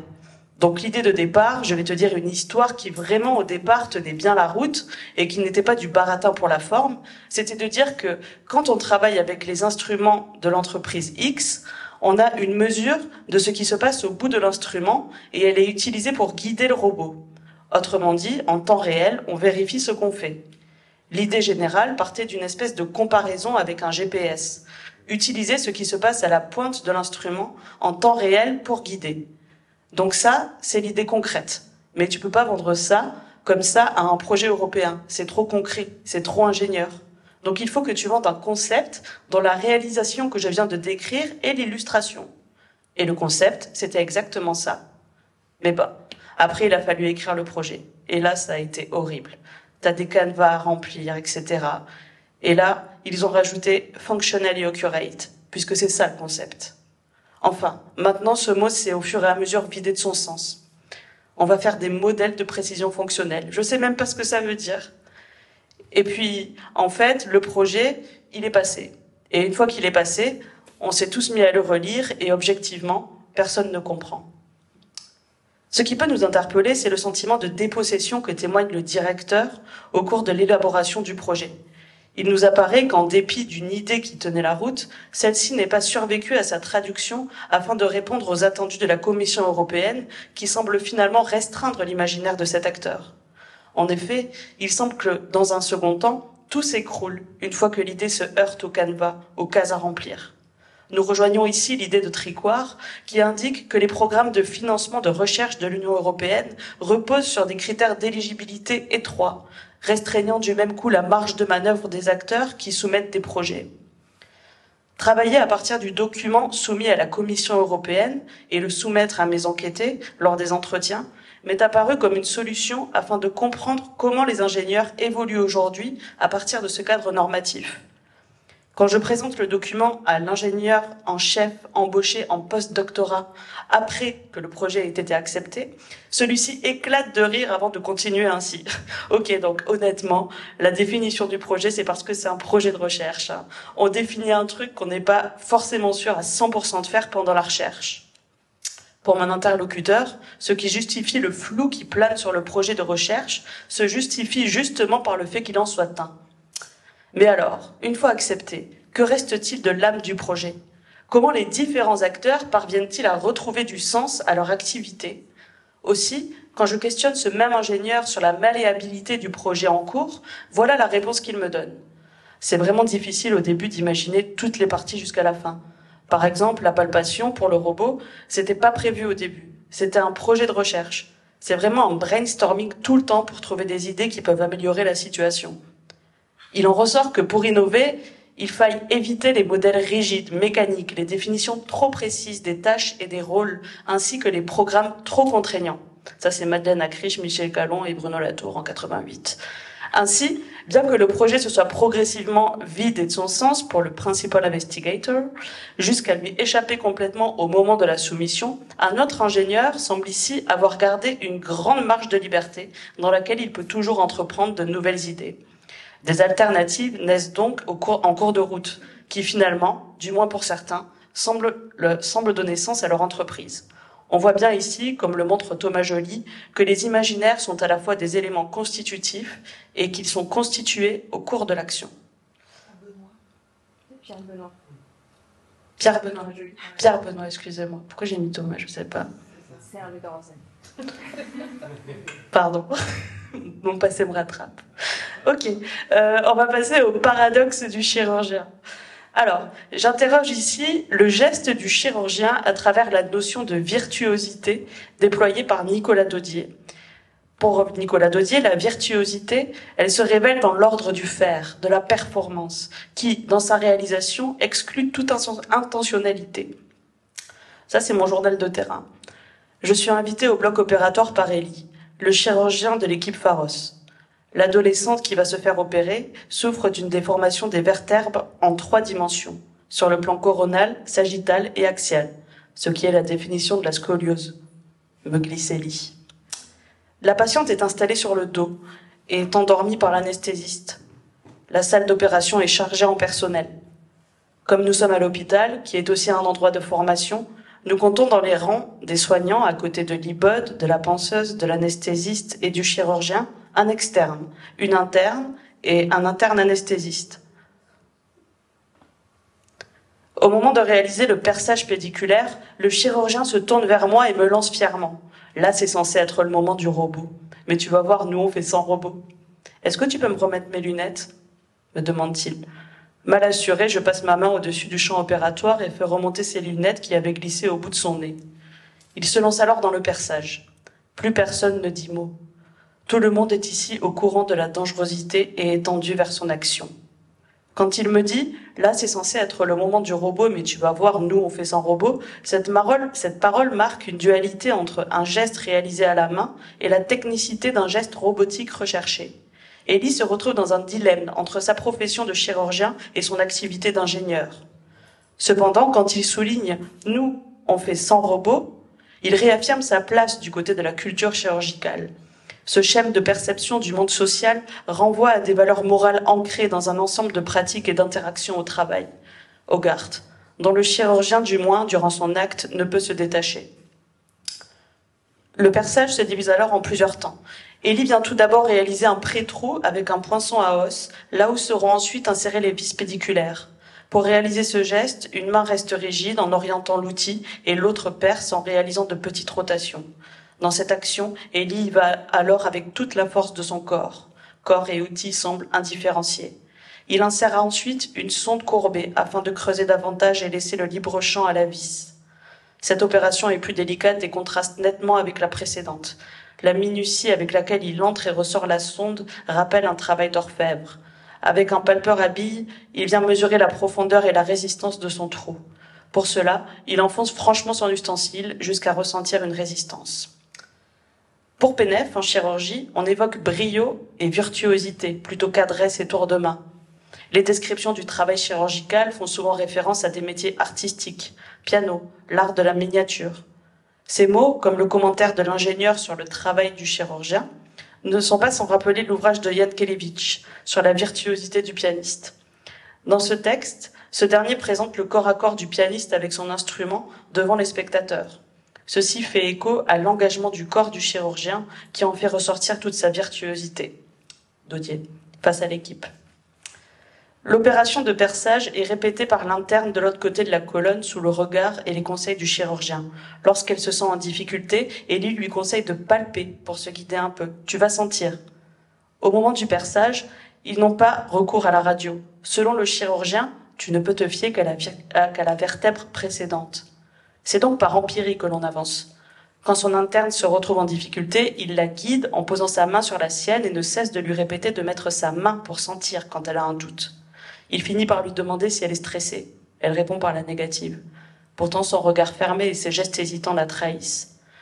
Comme ça, t'arriveras jamais à contrôler ton geste. Au bout d'un certain temps, l'interne finit par placer toutes les vis. Lorsque je questionne Élie, donc le chirurgien, sur la potentialité qu'un robot remplace un jour son geste, voici la réponse qu'il me donne. Oui, ça vient percer, ça remplace le geste, mais le chirurgien, c'est pas seulement un geste, c'est pas un robot. Donc même s'il y a quelqu'un qui fait le geste, le chirurgien est là pour prendre en charge la globalité du patient. Le robot, même s'il est intelligent, il ne doit jamais parler avec le patient, sauf si on arrive à faire un truc comme ex machina. Le geste opératoire, c'est débile. Mettre une vis, c'est débile. Tu vois, un interne qui est en 2e année d'internat, il connaît rien, tu lui dis mets une vis, tu lui dis fais comme ça, tu fais ça, il va faire. Ou un ingénieur qui a jamais étudié de médecine, tu lui dis fais comme ça, il le fait comme ça. Tout le monde peut faire ça. Moi, ce que j'ai adoré à l'hôpital X, surtout avec Monsieur X, qui est le chef de service, c'est le jour où il m'a dit « Tu as toute ta vie pour opérer. Il faut apprendre à penser, à réfléchir. » Et j'ai trouvé ça très beau. Et là, je fais ça. Après, j'opère beaucoup parce que j'adore. Mais il faut penser avant de faire un truc. Donc le geste en tant que geste, c'est débile. Selon Sournia, même s'il est vrai que le chirurgien soit un homme d'action, cela n'empêche pas la réflexion et l'utilisation des connaissances acquises pendant 15 ans d'apprentissage. Pour Élie, que le geste chirurgical soit substitué à celui du robot ne met pas la profession du chirurgien en péril, mais déplace finalement son engagement dans un à côté, pour reprendre Alexandre Bidet, qu'il associe davantage à celui de la pensée qu'à celui du geste et de l'action, qu'il semble dénigrer. En ce sens, nous pouvons penser à la théorie de Taylor dans son analyse des mouvements et la séparation nette que celui pose entre travail intellectuel et travail manuel. Mais l'histoire des chirurgiens nous apprend que gestes et pensée n'ont pas toujours été de pair. Au Moyen-Âge, les chirurgiens étaient davantage vus comme de simples opérateurs manuels, le plus souvent illettrés. Marie-Christine Pouchet souligne néanmoins que lorsqu'on voit certains grands chirurgiens de grand talent opérer, la réflexion qui vient à l'esprit n'est pas seulement qu'ils pensent avec leurs mains, mais que ce sont leurs mains qui pensent. Cela va de pair avec la virtuosité décrite par Jan Kelevich, où l'acte tient d'une part d'inconscient, où seul compte la réalisation de la tâche à effectuer. Néanmoins, si Élie semble ici enclin à abandonner une partie de son faire, tout le travail en amont de la palpation et du perçage, et tout ce qui vient après, reste, du moins à présent, réalisé par ce dernier. Avec l'automatisation du geste, notre robot ne viendrait pas seulement palper et percer, mais aussi choisir le meilleur point d'entrée selon le CT scan. Cette action qualifiée de débile par Élie nécessite, comme nous l'avons vu à travers la description de l'opération, au-delà de son action, de mobiliser l'esprit du chirurgien à travers ses sens. Donc maintenant, on va passer à l'ingénieur de recherche face à la preuve concept. Donc, afin de permettre aux ingénieurs de l'équipe de comprendre l'environnement dans lequel tend à être utilisé leur objet technique, chacun d'entre eux a eu la possibilité d'aller observer le chirurgien réaliser une opération du rachis. C'est plus tard, alors que mon terrain est déjà refermé, que j'interroge un des ingénieurs du projet sur sa visite au bloc opératoire et les conséquences qu'elle aura eues sur son propre travail. Moi. Est-ce que tu as l'impression que d'être allé voir Élie travailler, ça a changé quelque chose dans ton activité, dans la manière dont tu abordes ton travail? Lui. je crois pas que ça ait changé fondamentalement. L'intérêt, c'est de voir l'organisation globale d'une équipe. Et pour nous qui voulons amener un robot là, c'est bien de garder ça en tête. Mais même ça, finalement, on n'a pas d'impératif applicatif. C'est juste dans le but de faire de la recherche et de prouver que c'est possible. D'après ses dires, cette visite au bloc opératoire n'aura pas changé sa manière d'appréhender son activité d'ingénieur. Et finalement, ça n'aurait pas d'importance pour lui de s'attacher réellement à comprendre ce qui se joue pour le chirurgien. Car nous n'en sommes qu'au stade de la preuve concept. Rappelons que la preuve concept est ici seulement un moyen de vérifier la faisabilité de Pharos. Functionally Accurate Robotic Surgery. L'ingénieur codeur ne semble pas voir ici l'intrication entre la recherche et son applicabilité en dehors de ce qui est acceptable ou non pour le chirurgien. Il semble en effet imprégné d'une idée de la science, d'une science binaire, pourtant depuis longtemps contestée. Une vision qui oppose la science pure, fondamentale, en ceci qu'elle vit de façon autonome, assez loin de la vie sociale, à une science imbriquée aux demandes de régulation sociale. Ceci m'amène finalement à le questionner sur la collaboration entre les ingénieurs et les sociologues au sein du dispositif. Est-ce que travailler avec un sociologue, ça apporte quelque chose ? Encore une fois, mon souci, je pense que Pharos, c'est seulement une preuve de concept. On n'a pas de notion de vouloir apporter ça. Enfin, on a la notion de vouloir que ce soit acceptable par le chirurgien et compagnie. On doit juste faire un minimum attention à ce que ce soit acceptable. Dans le cadre de ce projet, la collaboration ingénieur-sociologue n'aurait pas grand intérêt si on ne parle pas de produit. Néanmoins, dans le cadre du projet européen, qui a alloué près de 3 millions d'euros aux partenaires, le deuxième critère de sélection des projets subventionnés, après la définition du concept de projet, était les retombées économiques anticipées par les partenaires. Ceux-ci attendent donc que le robot puisse finalement s'insérer dans un marché. En effet, Horizon 2020 affiche un objectif clair, accroître l'autonomie des robotiques, j'ai un peu coupé, à haut impact socio-économique. Les ingénieurs sur l'amendement européen ont mis en avant que de récents rapports d'analyse de marché comprenant des systèmes robotiques, des accessoires et des services suggèrent un marché d'un montant de 98 milliards de dollars d'ici 2024. Voilà. C'est bien que derrière les concepts créés en laboratoire, à un horizon plus ou moins lointain, pointe la promesse d'insérer ce robot au bloc opératoire. La question à nous poser est de savoir à quel moment un projet de cette envergure doit-il rencontrer les futurs usagers et plus largement, à quel moment la recherche scientifique devient une question à poser dans un débat public. Voilà. Merci.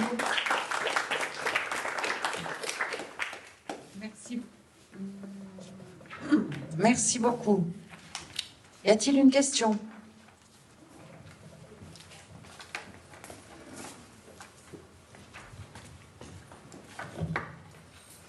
Merci beaucoup pour votre exposé qui est très impressionnant, qui plus est pour un travail de M2. Et on voit qu'il y a beaucoup plus derrière.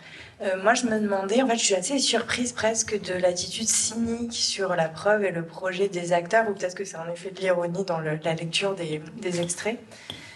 Je me demande s'il y a de l'amour. Parce qu'en fait, un des points intéressants dans Aramis ou l'amour des techniques de Bruno Latour, c'est de montrer que le mode d'existence de la technique, c'est un mode d'existence qui dépend d'un certain façonnage par l'amour. Et qu'il faut que les ingénieurs, ils aiment leur technique pour qu'elle rencontre un jour un usage, un marché, etc. C'est pas qu'une histoire de grammaire du réalisme. Donc voilà, je me demande s'il y a de l'amour, en gros. Merci. Du coup, si les ingénieurs, si de la part des ingénieurs, il y a de l'amour pour... Oui, après, mais c'est vrai que moi, j'y suis... Là, j'ai mis un passage, mais après, je les suis vachement plus dans leur activité, dans tout ce qui est le codage. Enfin, j'ai toute une partie de la description technique et comment le geste de l'ingénieur aussi, alors c'est plus dans la tradition simondienne, il va inscrire son geste dans le robot. Et oui, bien sûr que oui, il y a de l'amour aussi. Voilà. Il y a toujours de l'amour.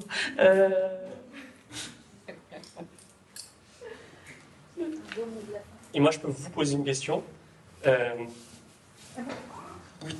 Non, enfin, à vous et Michel, est-ce que vous pouvez juste nous expliquer en 2 minutes les coulisses un petit peu d'une communication, parce que je sais pas si la salle a compris, mais c'est quand même un papa chirurgien et une fille sociologue qui ont travaillé ensemble sur une communication. Donc c'est vrai que quand on l'a reçu, voir un chirurgien citer à tour de bras du Latour, etc., c'était pas anodin. Qu'est-ce que ça vous a fait de travailler avec votre papa et d'amener cette expertise, qu'est-ce que ça a fait au papa de mettre des concepts très éloignés peut-être de sa pratique sur son réel quotidien? On va peut-être demander à ma fille de répondre. Ouais. Merci pour le outing Mathilda. Donc l'effet Mathilda en sciences, pour ceux qui ne sont pas familiers de la sociologie des sciences, c'est les situations dans lesquelles les femmes sont volontairement ou involontairement invisibilisées de l'histoire des sciences. Et de fait, on écrit des histoires de la médecine, de l'informatique, etc., où on a l'impression qu'on fait fi des femmes. Donc c'est en connaissance de cause. Là, c'est parce qu'en fait, votre appel, je lui ai transféré quand je l'ai reçu sur la liste de diffusion et ça a créé un grand trouble de la manière dont les sciences sociales peuvent rendre compte de l'activité chirurgicale. Et peut-être aussi une forme d'insatisfaction, de frustration de voir qu'il n'y avait pas forcément de prise en compte, ou en tout cas de prise en compte des choses auxquelles tu tenais. En tout cas, c'est comme ça que j'ai lu. Et donc, en discutant, on a fait ce que tu as appelé tout à l'heure les allers-retours qui relancent la collecte des données, c'est-à-dire de dire, mais oui, mais alors, à quoi tu tiens et quelles sont ces activités réflexives? Qu'est-ce qui fait que, par exemple, un des reproches adressés, c'était de fait que l'activité chirurgicale était décrite quasiment que du point de vue du bloc ou d'une activité très incarnée dans un corps masculin, etc. Et comment on fait pour rendre compte d'une division du travail social, d'un travail qui est beaucoup plus... qui ne se réduit pas à ça. Donc c'est parti d'un échange de cet ordre. Voilà, mais merci pour le outing. Moi, je n'avais pas grand intérêt parce que je fais des STS aussi, mais je travaille sur de tout autre sujet, donc j'allais pas me taper une revue de la littérature en socio de la médecine et produire une contribution. Voilà. Bien. S'il n'y a pas d'autres questions, nous allons conclure avec des remerciements à tous les intervenants pour toutes ces belles contributions. Merci au public d'avoir été là jusqu'au bout et d'avoir été attentif jusqu'au bout. C'était une très très belle journée. Merci aux organisateurs et bonne soirée à toutes et tous. Merci à tous.